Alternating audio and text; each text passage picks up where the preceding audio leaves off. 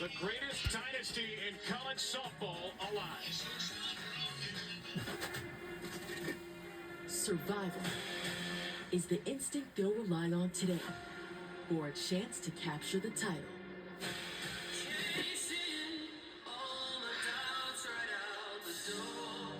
We're still in this. We still have so much more left in us. Deep center field, Parker walks it off for Oklahoma. They'll need to reach farther, believe harder, while united as a team.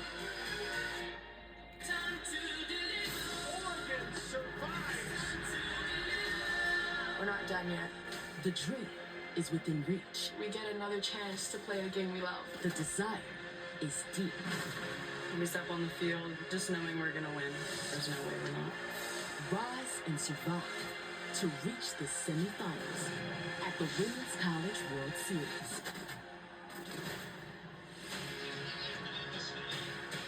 Welcome to the Hello, NCAA beautiful people, Women's and College welcome World Series to presented Devon by Park Capital in One. Oklahoma City, Just Oklahoma. when you think This is this it, World our Series last could get anything elimination game. The absolutely winner of wrong, this game will games move on to the are national over. semifinals Tomorrow, tomorrow. And the loser of this game will walk home away with the season ends. Just like it happened against UCLA earlier when Tennessee had walked off the win against UCLA. So, yeah. So, we will find out which team we will take on against Texas Tech tomorrow. Will it be Oklahoma or it's going to be Oregon? But I think we'll go for Oklahoma today. And welcome. Good evening, guys. This is it. 9 games at the World Series, 4 walk-offs, maybe the most nutty game of them all that we just saw. Isn't it awesome? This is the World Series that pulls you in. If you're just getting going watching this, keep watching because I feel like it's only going to get crazier. Walk-offs, lights going out. I mean, the amount of crazy things that have happened, I can't think of another World Series that's been crazier, and we still have so much left. We still have so much left. We have Oklahoma in the loser's bracket. That certainly adds a little tension here. Oklahoma on the ropes. They've been here before. This is a young team trying to fight its way to a 5th straight national title. Yeah, it's a different team than what we saw from the 4 years in a row whenever they won it. But this is a team, this is a program that knows how to win, guided by the best coach in college softball, Patty Gasso. They won their first one back in 2021. Remember, Jocelyn Olive, she was on that team, and then they just kept winning year after year, despite all the mounting pressure, the insurmountable pressure to win 3 in a row. Then they won 4 in a row. They just kept winning no matter who was on the roster, no matter what that senior class. Everybody was talking about them. Are they going to do it again? And they did. Now they're still going for 5 in a row. Are they going to get it? They face an elimination game here. They've faced 8 Alright. straight in the last 4 years. They've won What 8 else do straight you in like the to last 4 years. choose? 3 of the last 4 championship runs they have played in elimination. Or do you want to do And they are a cool plus 48 in in this? those elimination games. Elimination game today. Now, Oklahoma, the highest remaining all seed. you have to Oregon, the do lowest, is the 16 try seed, trying to be the them first 16 on. Oh, ever to there's make it to a the mirror. semis, and they have one of the most There's dynamic a mirror. senior classes who may be able to run wild against this OU It team. is. Well, and Oregon has faced elimination a lot in the So what do you have to NCAA do? tournament. They've relied on their seniors at the top of their lineup to get them going with their speed and with their power. Kylie Shar is their leadoff hitter. She is one of the best base stealers in the country. When she gets on, the rest of the lineup goes. Her senior sister hits right behind her, and she's had an All-American type year. She also had multiple hits against Ole Miss, and so did Paige Sinicki, the cleanup hitter and the Gold Glover for Oregon. I'm telling you, when the top of this lineup, the seniors get going in this elimination game, the Oregon offense just clicks, and this Oregon offense has speed, power, and athleticism to score a ton of runs. The second most runs, the second most steals in the country this year. They're also 10th in home runs, so they are not a one-dimensional team. Oregon and Oklahoma, a rematch from last year's regional round when the Sooners knocked out the Ducks in a couple of close games. And the Oregon starting lineup is brought to you by Capital One. Seniors galore and also the best freshman perhaps in Oregon history, Riley McCoy, who set a program record with a 32nd extra base hit on Friday night, tied for the Oregon single season record with 19 home runs. Well, Oklahoma's going to have to win 3 games in 2 days to find themselves back in the Champ Series. So, for the first time since regionals, somebody other than Sam Landry is the primary pitcher. Kirsten Deal should say did pitch game 2 of the Supers, but didn't go the distance. But she'll get a big assignment, Amanda, on this Sunday night. Yeah, coming from the left-hand side with Kirsten Deal. She's going to rely on her curveball. She can throw it on both sides of the plate, move the ball up with her rise ball, and then change speeds with her changeup. This is a pitcher who has experience on this field, has a couple of national championships under her belt. That curveball, she'll throw it 43% of the time, and then her rise ball almost 30% of the time. She wants more upspin. That changeup's going to be important against this Ducks power in this lineup. It's Kirsten Deal's 3rd appearance at the World Series, but it will be her first start here at Devon Park in the World Series, at least. Oklahoma 51-8, Oregon 54-9. The Sooners trying to extend their historic run. And we are underway. Here we go. We're in the first inning, number 1. All right, the team we're rooting for our tonight's last game, elimination game, is Oklahoma Sooners.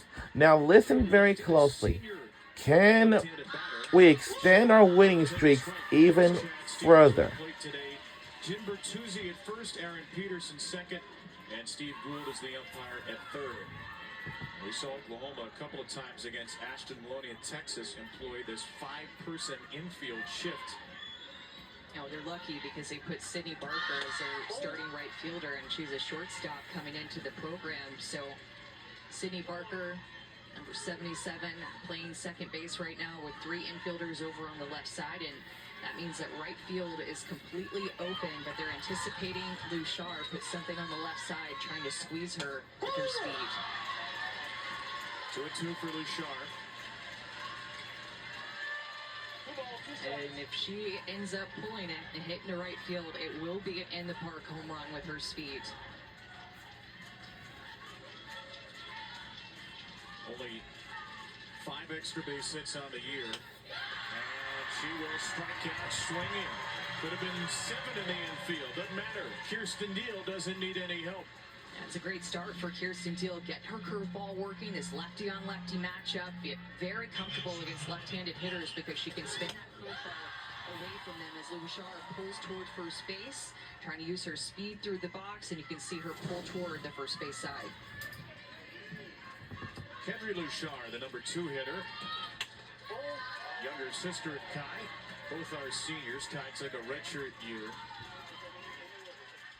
Kendry was a second-team All-American. She's in the midst of one of the best seasons in Ducks history. Second in RBIs, tied for second in doubles. Kendry chases a high one from Deal, 1-1. If Oregon wants to have success, they need to get the top of their order on. They need to get their speed on. It just puts so much pressure on any defense that they face, even a really strong defense like Oklahoma has in the infield, notoriously strong on the infield and a high fielding percentage.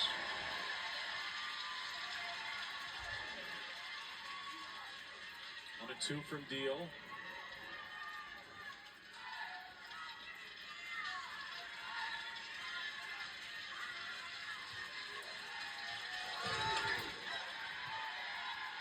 We saw the Ducks on Friday stave off elimination and a 6-5 win over Ole Miss. They jumped out to a 5-2 lead after 5, gave up 3 in the 7th, and then Kendry Lou Shar walked it off literally with a bases loaded base on balls in the 10th. Ducks had 12 hits, 5 walks in that game. Typically good base running. Second most steals in the country. Can they get a base runner here? Outside for ball 2. Look, it is a vaunted Oklahoma team, Amanda. Obviously, it's a young group, but they're still Oklahoma. How does Oregon win this game, and what can they do offensively? Offensively, they need to be able to get some people on it, take pitches like that to put pressure on Kirsten Deal and not chase. and then swing at pitches over the plate like that. So offensively, put pressure on Kirsten Deal. She's facing elimination too. And if you're Oregon entering this game, you think, all right, we're the 16 seed. We're not supposed to win. Nobody's expecting us to win. So have great at bats, have patience at the plate, and make Kirsten Deal make a mistake. And then when she does, you have to be ready for it. A tough at-bat here. Kedri Luchar making Deal work.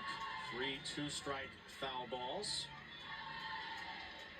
Riley McCoy, great power hitter, is on deck, and the designated player spot again today.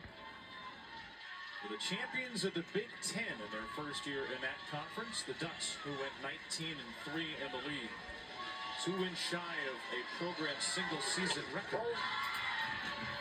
They won 56 in 2014, and that is the first of 2 years Oregon's made the World Series semis. To get to the semis that year, they beat Oklahoma. 3-2 for Kedri Luchar. Is popped out of play. It's a great at bat. 14 pitches into the inning. Kedri Luchar has seen just about everything out of the hand of Kirsten Deal here, making her work. Especially after her sister struck out fairly quickly. I like this AP that Kedri's putting together. It's the kind of at-bat we usually see from one of the top 2 Oklahoma hitters. Pitch number 10. That's in play to shallow center field. Abby Dayton records along the way to that. So here's Riley McCoy. We just saw Megan Grant, who rarely swings at the first pitch in Game 1, hit a game-tying home run on Carla Pickens. Kirsten Deal ought to be careful here because Riley McCoy will swing at the first pitch. The 4th highest OPS, that's on base plus slugging on the first pitch in Division 1. She was careful. Multiple home runs on that first pitch, hitting over 500. I mean, the numbers are crazy when you look at how aggressive Riley McCoy likes to be and the success that she has early in the count.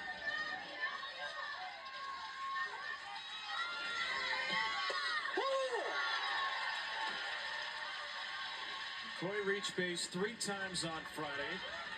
Walked twice, had an RBI double. 4 3-ball counts, in fact 4 full counts and a 2-0 count. Ole Miss pitchers were awfully careful with her. And McCoy chases one up and out of the zone, and eventually pops out to a sliding right fielder, Sydney Barker, as Agbayani vacated the premises.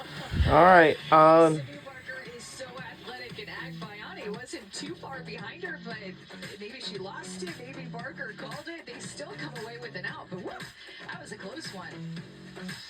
We'll be right back right after this. Don't go anywhere. We're having fun.